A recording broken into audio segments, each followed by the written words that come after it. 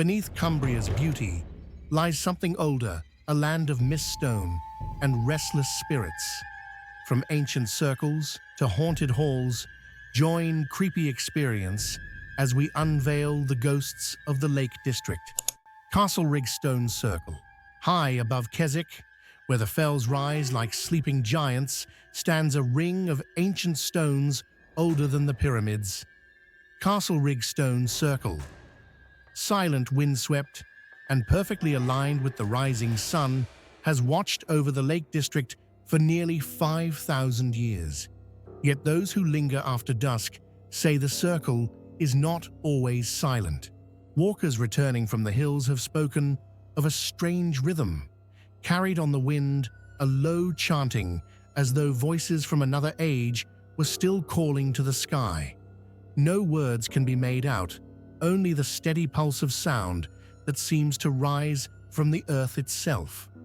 One hiker writing in his journal more than a century ago described a vision of white lights weaving between the stones like lanterns in mist. One approached him, he said, growing brighter until it filled his sight, then vanished without a trace, leaving the night suddenly still. Locals believe the lights belong to the druids who once met here, their spirits gathering at midsummer when moonlight touches the stones. Others say the circle marks a place where time folds in on itself, where the past and present blur, and travelers sometimes hear their own footsteps echoed back from another century. Dogs often whimper as they pass through the outer ring, pulling on their leads, refusing to cross the threshold. Some witnesses claim the stones themselves move, shifting imperceptibly when no one looks. One man swore that on a foggy morning he counted 42 stones, though the guidebooks record only 38. When he returned with friends, the number was once again correct. At sunrise, Castlerigg feels alive, bathed in gold and cloud. But after dark, when the mist rolls down from the fells and the air grows still, a faint glow sometimes stirs among the stones. Those who see it never forget the feeling that something ancient has opened its eyes, and that the circle still remembers every chant ever spoken within its bounds. Lowther Castle. On the quiet outskirts of Penrith, the ruins of Lowther Castle rise from the mist like a memory that refuses to die. Ivy coils along the walls, where nobility once dined, and the corridors echo not with laughter, but with the restless stride of a man who could not bear to let go of the dead. Sir James Lowther was the master of this place in the 18th century, wealthy, powerful, and feared for his temper. Yet when his beloved wife died, his power meant nothing. Overcome with grief, he kept her body in the house for weeks, refusing to bury her. Servants whispered of decay, of candlelight flickering over her motionless form, and of the stench that clung to every hallway. When at last he returned to Lowther Hall, something inside him had changed. His eyes were hollow, his speech erratic, and his temper violent. They say death was a mercy when it finally came for him. But even in death, Sir James refused to rest. His funeral was marked by chaos. Witnesses claimed that as the priest began his blessing, an unseen force shoved him backwards so hard that he nearly fell into the open grave. The mourners fled, and the coffin was buried in silence. From that day on, the castle was never the same. At night, a phantom coach drawn by 6 black horses thunders across the grounds, its wheels blazing with ghostly fire. Inside sits a pale figure, his face twisted in anguish, clutching something no one can see. Windows shake as he passes, and a mournful cry echoes down the corridors.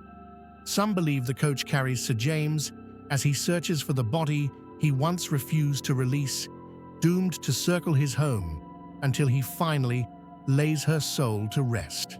An exorcism was once attempted on the nearby fell of Crag, but it brought no peace. The priest who led it claimed to hear a voice whisper, You cannot bury love. To this day, Lowther Castle stands proud against the sky, a monument to obsession and to a man whose heart refused to stay in the grave. Aira Force, hidden within the heart of the Lake District Aira Force, is one of those rare places where beauty and melancholy walk hand in hand. The waterfall plunges through a gorge of moss and fern, its voice forever echoing through the ancient trees. Yet among that natural splendor, visitors sometimes glimpse a pale figure, watching from the mist, the Lady of the Falls. Her story is older than memory, but told still by those who live nearby. Long ago, a young woman of noble birth fell deeply in love with a man her family forbade her to marry. When he vanished during a storm, she rode out searching through the night, her lamp flickering in the rain. Near the roaring waterfall, she found his horse reins, trailing, but no sign of her beloved. Overcome with despair, she stepped to the edge and was lost to the torrent below. Since then, the lady in white has returned whenever the mist gathers over Aira Force. Walkers describe seeing her drifting near the brink, her gown glimmering faintly as though woven from moonlight. She is said to appear most often to those in danger, a silent guardian guiding the lost back to safety. One man claimed she led him through the fog after he strayed from the path at dusk. When he turned to thank her, she was gone, and not a single footprint marked the wet ground behind him. Others have seen her further downstream crossing the footbridge as though the planks were made of air. The sound of sobbing sometimes mingles with the water's roar, though no one is there. Even in daylight, when the sun glints off the spray, the place holds a hush, as if the woods themselves remember. Locals say the lady returns each year on the anniversary of her death, when the falls are at their fullest.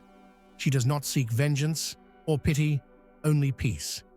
But those who meet her speak of an ache that lingers long after the mist has lifted, a reminder that even in the most beautiful corners of Cumbria, love and loss are never far apart.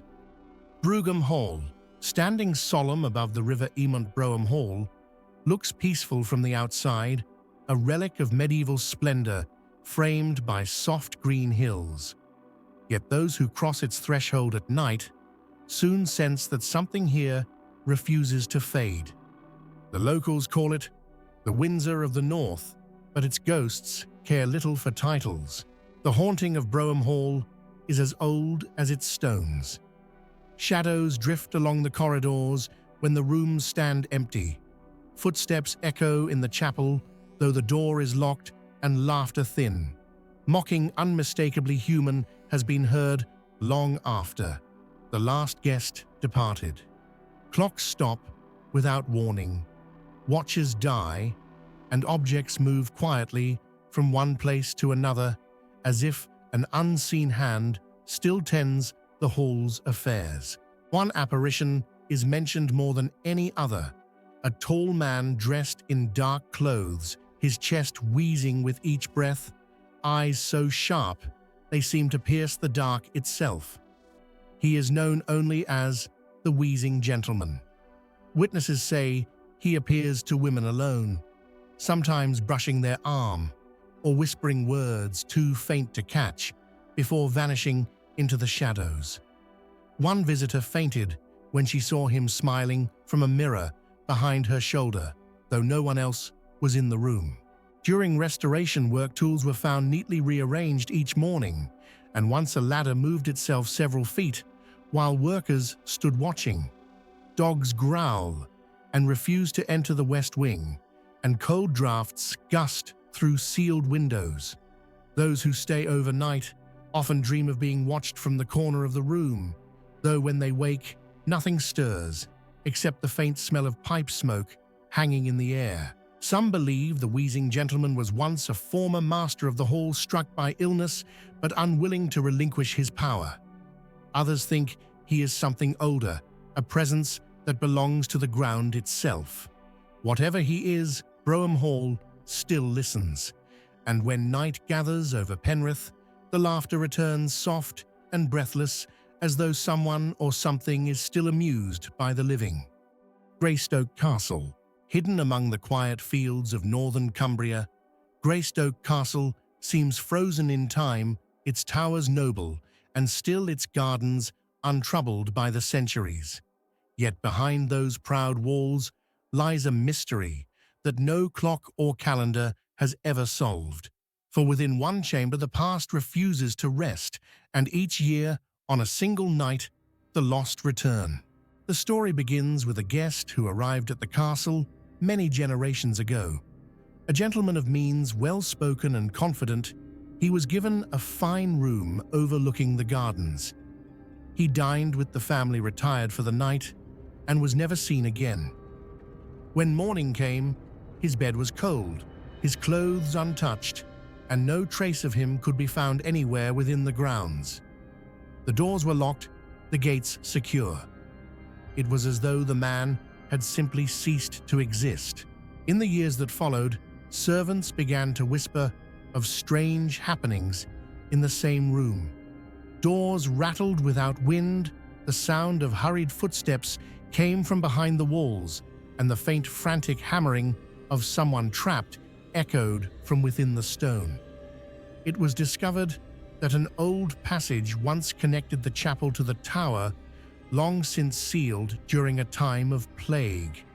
Some claimed that the missing guest had stumbled upon it and never found his way out. Every year, on the anniversary of his disappearance, the room awakens. A dim light flickers beneath the door. The air turns cold, and the sound of banging begins anew. Those who have witnessed it say it feels less like a haunting and more like a man desperately trying to be heard. But the stranger is not alone. In the chapel, a monk's ghost is said to pace, restlessly punished for a sin long forgotten, sealed in the same hidden corridor. The walls tremble faintly when both spirits stir, as if they still struggle to find each other in the dark. By day, Greystoke Castle stands serene, the picture of English grace. Yet when night comes and the hour nears, the haunted room awakens once more, its unseen guest knocking softly from the other side of time. Nenthead Mines Heritage Centre, deep in the moorlands near Alston, where the wind carries the metallic tang of old stone, lies the Nenthead Mines, a network of tunnels that once pulsed with the labour of thousands. Once, it was one of Britain's busiest lead and zinc mines. Now, only the dripping water and echoing footsteps remain. Yet some say those footsteps do not always belong to the living. Visitors to the site often describe a strange energy in the air, a hum that seems to come from the rock itself. Inside the heritage buildings, voices have been heard shouting orders, as if miners from another century still work unseen. Animals grow uneasy here, refusing to enter the old workshops. Lamps flicker, doors creak open, without a breath of wind, and the temperature drops suddenly, as though a cloud of invisible presence has passed through the room. Down in the tunnels, the hauntings grow stronger. Explorers report the clatter of stones thrown from the darkness, the scrape of boots on gravel, and the faint ring of metal striking metal, though no one else is near.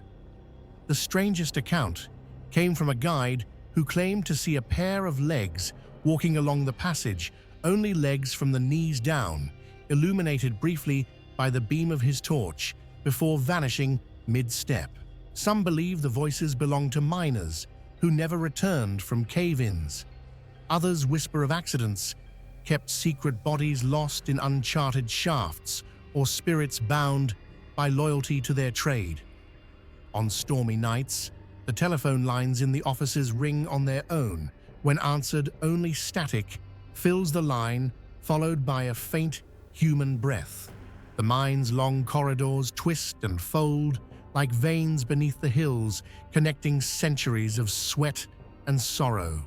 The walls seem alive with memory, each drip of water a heartbeat, each echo a fragment of speech from a time when the mines still roared with life. Those who emerge from the darkness often speak quietly, as though not wishing to disturb what they've left behind. For in Nenthead, the work may have stopped, but the miners, it seems, have never clocked out. Dalston Hall Hotel. On the southern edge of Carlisle, wrapped in woodland mist, stands Dalston Hall, a Tudor manor-turned-hotel, where time itself seems reluctant to pass. Its carved beams and echoing halls welcome guests with warmth by day, but when the lights grow dim, the house awakens with whispers of those who never checked out. Dalston's haunting is as old as its history. In the baronial hall, candles have been known to light themselves one by one, as if unseen hands prepare for a feast long ended. Late at night, laughter and faint music drift from the upper floors, the sound of a party that no one alive is attending. Those who climb to the minstrel's gallery often feel they are not alone, and a few have seen the lower half of a woman's figure gliding across the balcony, her gown trailing into nothingness. The staff speak of Lady Jane, a maid who fell in love with a married gardener.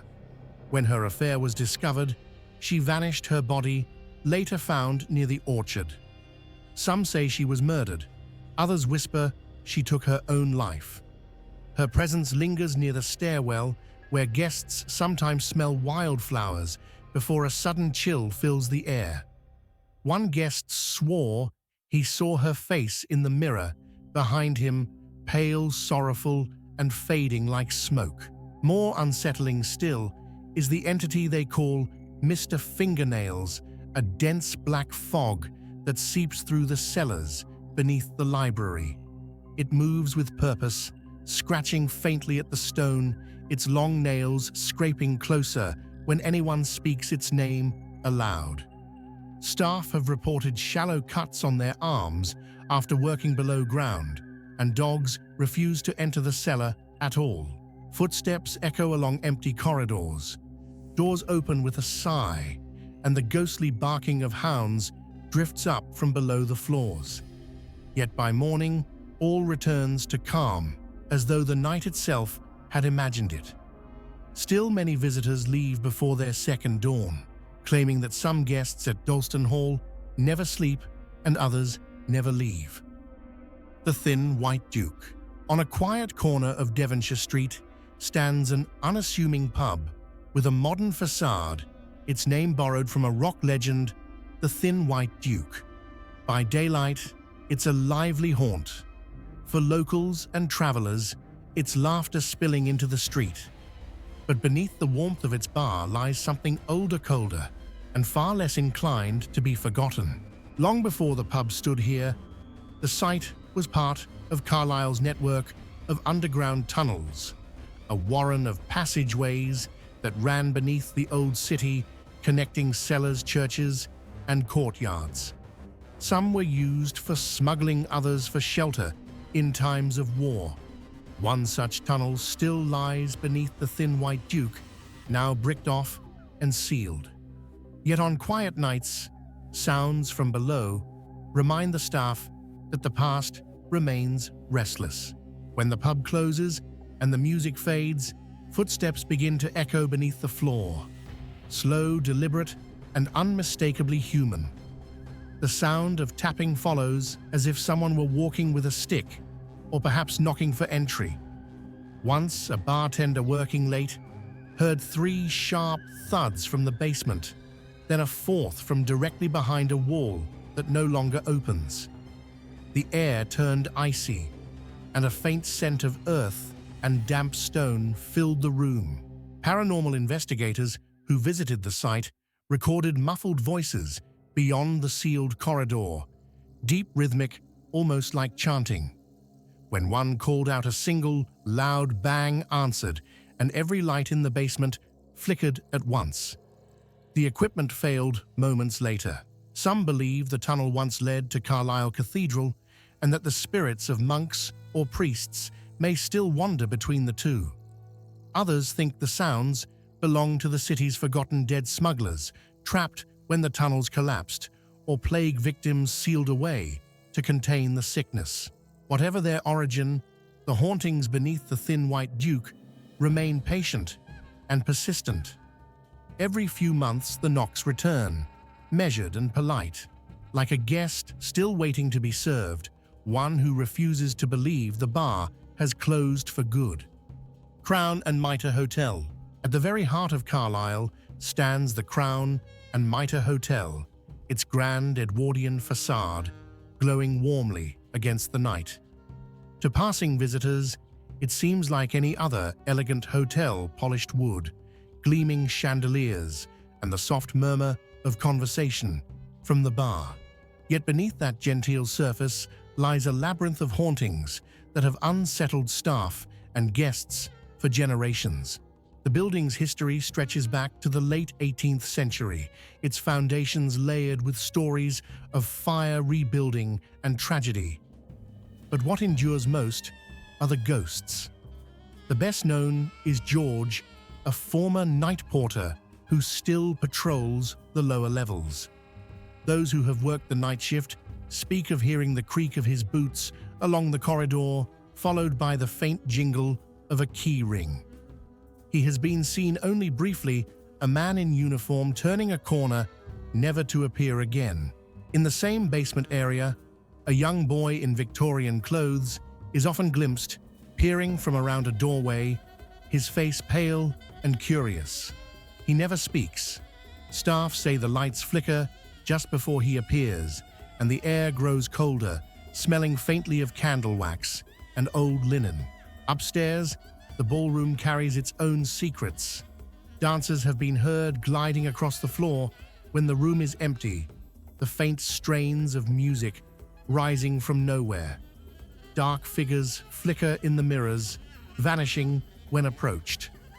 One guest described a tall, well-dressed man leaning casually against a pillar, only to discover, when she blinked, that the figure had disappeared, leaving behind the scent of cigar smoke. Then there is room 203, where many refuse to sleep.